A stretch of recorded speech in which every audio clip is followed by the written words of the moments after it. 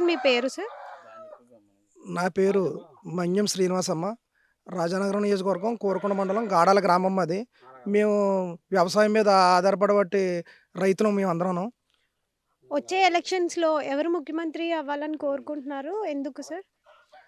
ఈసారి వచ్చే ఎలక్షన్‌లో జనసేన పార్టీ తరపున పవన్ కళ్యాణ్ గారు, తెలుగుదేశం పార్టీ తరపున చంద్రబాబు నాయుడు గారు సరికో 2 సంవత్సరాలన్నర వీళ్ళిద్దరూ పొత్తులో భాగస్వామ్యంలో 2 సంవత్సరాలన్నర సీఎంలుగా వీళ్ళిద్దరి పరిపాలన చూడాలని ప్రజలందరం కూడా అనుకుంటున్నాం.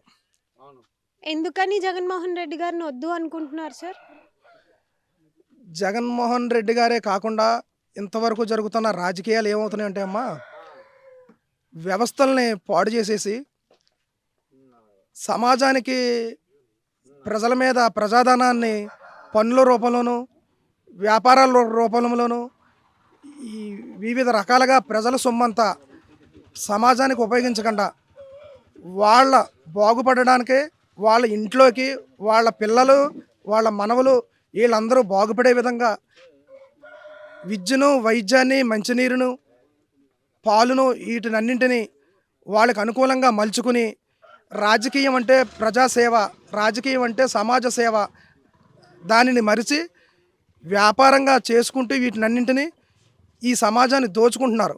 ఇప్పుడిప్పుడే ప్రజలకి అర్థమవుతుందమ్మా. ఈ అర్థమైన ప్రజలందరూ కూడా నిస్వార్థపరుడు పవన్ కళ్యాణ్ గారు ఇటువంటి నిస్వార్థపరుడు ప్రజా సేవకుడు ఇతను తమ ఆస్తినే ప్రజలకు పంచుతున్నాడు కాబట్టి ఇతను బతుకున్నంతకాలం అందరం బతుకుంటాం, కానీ చచ్చిపోయిన తర్వాత కూడా ఇతను బతుకుండాలనుకుంటున్నాడు.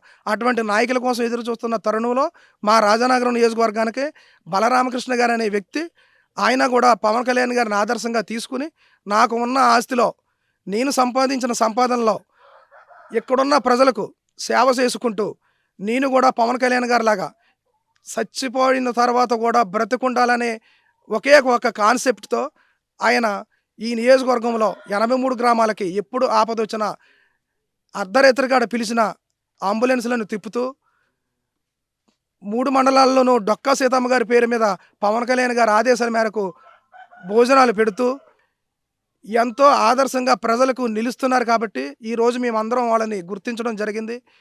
ఈ వ్యాపారంగా మార్చిన రాజకీయాన్ని సమాజ సేవ కోసం ఇటువంటి సమాజ సేవకులకి అండగా నిలబడదామని మా మనసుకి అనిపిస్తుంది.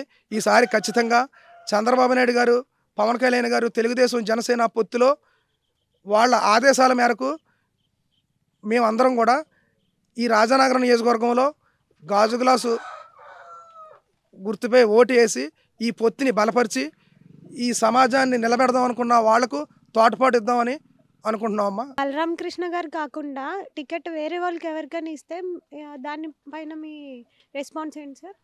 పవన్ కళ్యాణ్ గారు, చంద్రబాబు గారు కలిసి నిర్ణయం తీసుకుంటారమ్మా. వాళ్ళిద్దరి నిర్ణయం ప్రకారం ఆదేశాలు వస్తాయి. ఆ ఆదేశాలని తోచ తప్పకుండా మేమందరం పాటిస్తాం.